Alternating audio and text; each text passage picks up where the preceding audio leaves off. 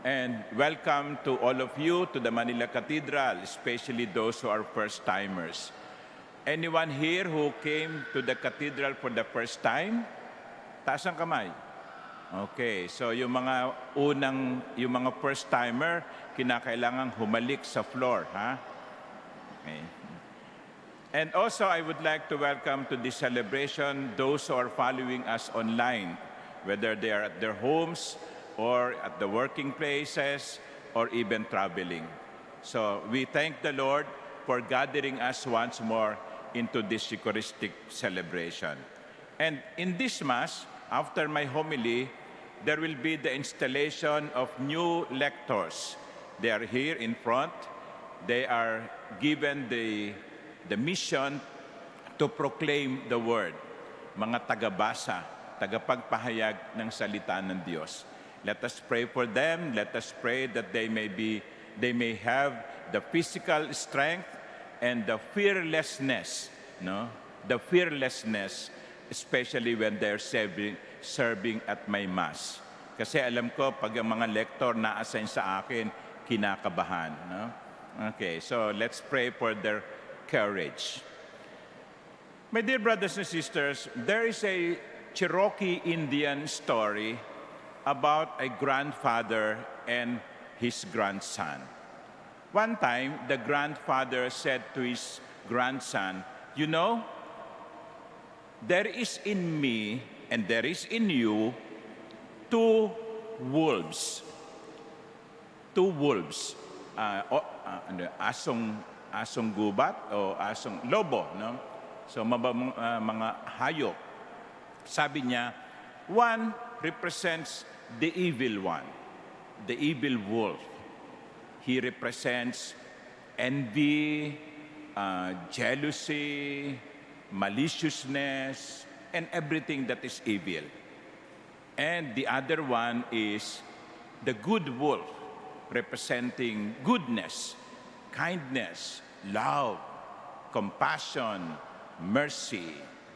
And within me, the grandfather said, these two wolves are always fighting.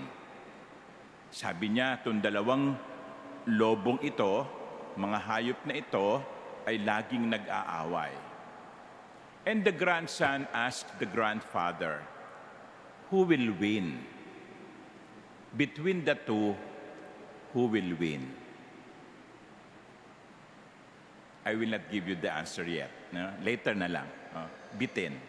My dear brothers and sisters, the gospel today that I proclaim according to Matthew reminds us of several things.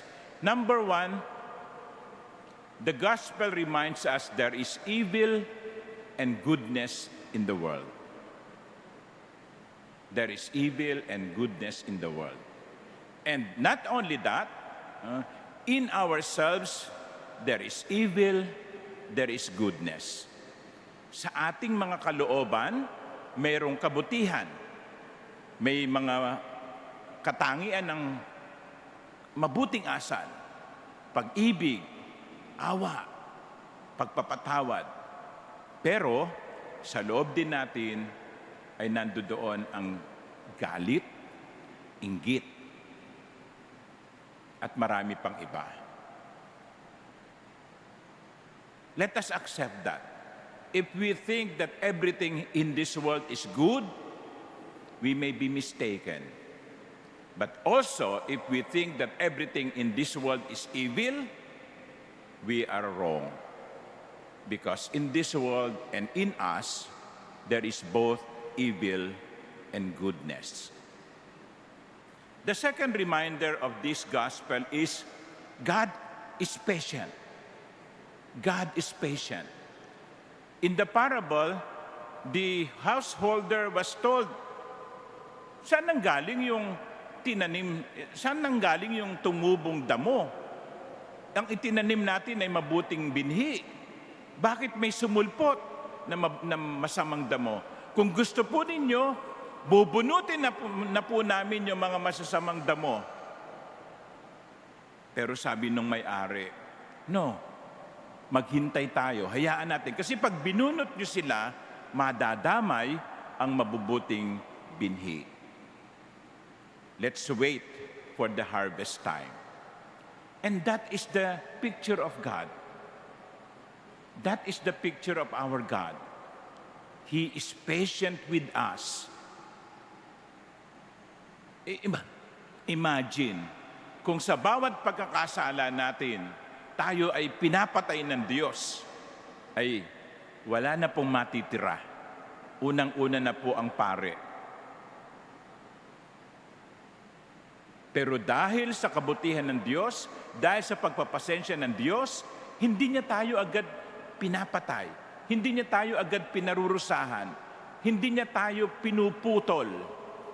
Kundi binibigyan niya tayo ng panahon upang magbago. That is why the lesson here is also, if God has been patient with us, should we not also be patient with ourselves and with one another? Kasi kuminsan, mas mahigpit pa tayo sa Diyos eh. Wala tayong pagpapasensya sa sarili natin. We easily give up. We easily surrender. We easily say, ayaw ko na. Suko na ako. God has been patient with us. Should we not also be patient with ourselves? And if God has been patient with us, should we not also be patient with others? Alam ko, kung minsan nakakapuno na, no? Di ba? Makulit na anak, makulit na asawa, pasaway na estudyante, gusto mo na lang kutusan eh, no? Pasaway na mga servants, no? Pasaway na pare.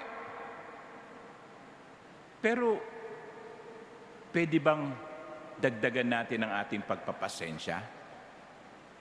Pwede bang dagdagan natin ang ating pag-unawa? Kasi kung ang Diyos ay nagpapasensya sa atin, hindi ba't dapat namang matuto din tayo magpasensya sa iba? So that is the second reminder. God is patient with His people because God wants to save as many as possible. Kaya naman tayo pinagpapasensya ng Diyos eh, kasi gusto niya tayong iligtas. Kaya niya tayo binibigyan ng pagkakataon na bumangon muli ay sapagkat gusto niya tayong makasama sa langit. Kaya tayo pinagpapasensyahan ng Diyos ay sapagkat gusto niya tayong bigyan ng panibagong pagkakataon. So there is evil in the world, just as there is goodness in the world. But in spite of this, God is patient with us because God wants to save as many as possible. But, number 3, there is period of accountability. There is time for harvesting. God is patient, yes, but not all the time. Not always. There is an end to tolerance, and there is time for reckoning. Kaya, wag din nating isipin, mapagpasensya naman ng Diyos eh. Mahal naman ako ng Diyos eh. Patatawarin naman ako ng Diyos eh. Wag nating abusuhin ang kanyang pagmamahal. Wag nating abusuhin ang kanyang pagpapatawad. Because, as the gospel says, there is time for harvesting. There is time for accountability. You know, these days, that word has become popular. Accountability. Accountable. Should we hold our officials accountable? Should we hold our public servants accountable?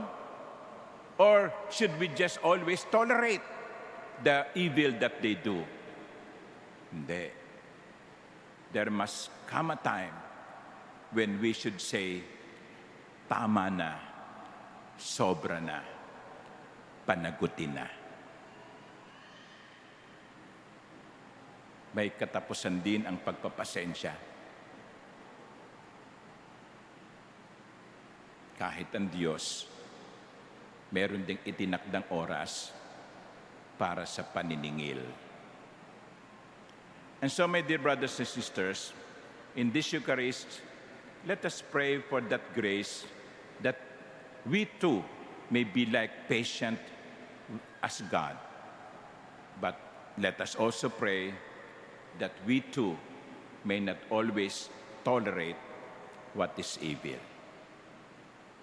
Now, going back to the question of the grandson, which one of the two worlds which are fighting will win? Sino ang mananalo doon sa dalawa? Ang sagot ng lolo, the answer of the grandfather is the one that you feed. The one that you feed. Yung pinakakain mo, yon ang mananalo. Amen.